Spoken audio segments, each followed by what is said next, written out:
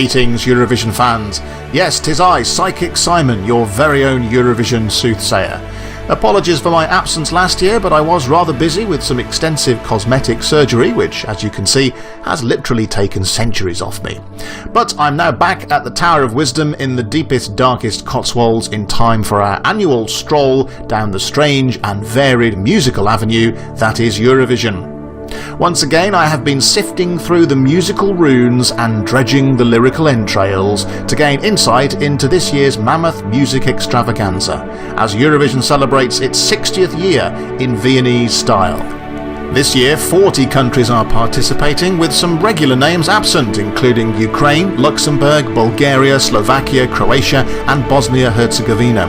As always, the participants were broken down into two semi-finals for qualifiers, whilst last year's winner gets automatic qualification to the grand final, along with the Big Five: France, Italy, Spain, Germany and the UK, these being the national broadcasters with the deepest pockets that help to fund the contest. In fact, let's remind ourselves how we ended up in Vienna for the 2015 contest. It was all thanks to the stunning performance of Austria's Conchita Wurst in Copenhagen last May.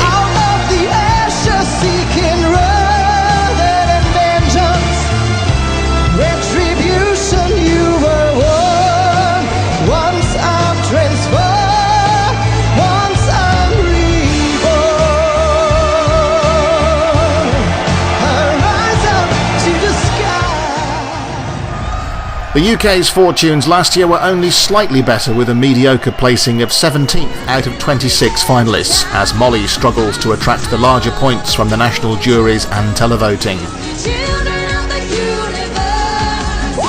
This year, the BBC have again tried something different, with some electro swing from Electro Velvet. They are Alex Lark, a primary school teacher and part-time Mick Jagger tribute act, and Bianca Nicholas, who appeared on The Voice UK. Despite appealing to the god of sympathy for a break this year, I have to tell you that the omens don't look good again for Wyoming, as we appear to be heading for the middle of the table once again, if we're lucky. Oh yes. So, who are the contenders for the 60th Eurovision crown? Well, first up there's Australia. Huh? Ah yes, I forgot to mention, Europe is getting a bit bigger this year. I'll let Julia explain.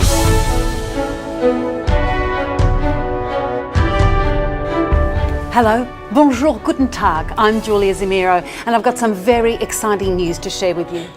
This year at the Eurovision Song Contest in Vienna, Australia will be competing in the grand final. Our song and artist will be revealed very shortly. Can you guess who it will be? No, it's not me. There'll be 40 countries, including Australia, participating this year. Will we have beginner's luck and make it to the top 10? That's all up to the viewers. And yes, Australia, this year for the first time, your vote officially counts. I'm getting goosebumps just thinking about it. SBS have been broadcasting the Eurovision Song Contest for over 30 years. Eurovision time! What?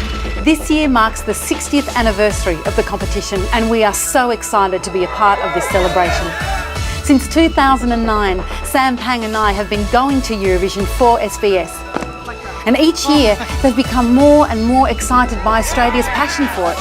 In Sweden 2 years ago, we told them how much Australia loves Eurovision. Twitter went crazy.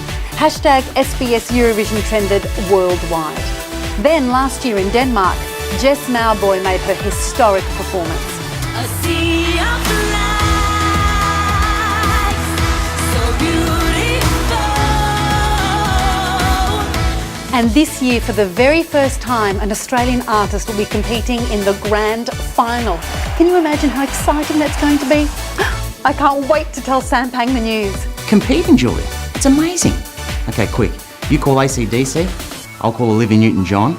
You can email Midnight Oil and I'll see if Air Supply is still in the country. Actually, I'll see if 1927 is still around too. Does that mean I have to grow a beard and wear a dress? Because I will. So, see you there with beards on in May on SBS.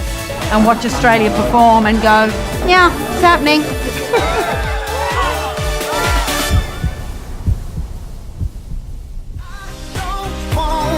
Needless to say, the Aussies are throwing everything at their one-time shot at Eurovision with one of their biggest performers, Guy Sebastian, who has chalked up 6 #1 singles and 2 #1 albums at home. Tonight's so good, forget tomorrow, we can do tonight again.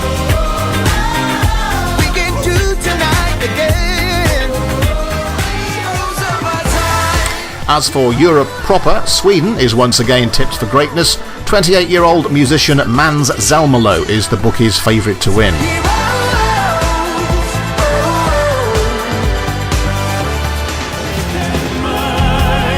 Italy have consistently fared well since returning to Eurovision 4 years ago and are playing the culture card this year with powerhouse pop opera trio Il Volo.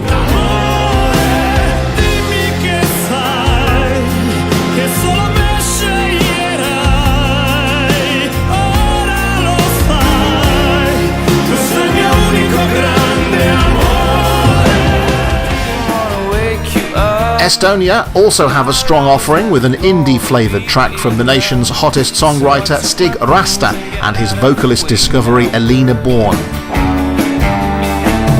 Why didn't you wake me up?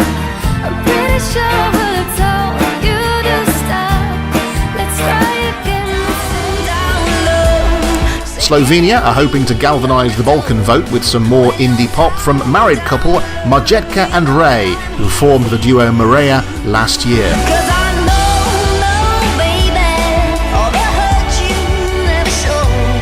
When you're down low, you gotta let go. And Azerbaijan look to continue a strong run of performances in recent years with a mystical ballad from Eurovision veteran Elnur Husinov, who together with Samir represented their country for their first Eurovision performance back in 2008.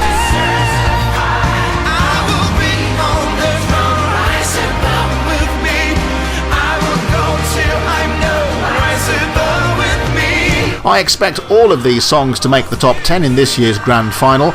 As for picking a winner, I sense there could be an Antipodean frenzy with an Aussie win, or another Scandinavian victory courtesy of Sweden.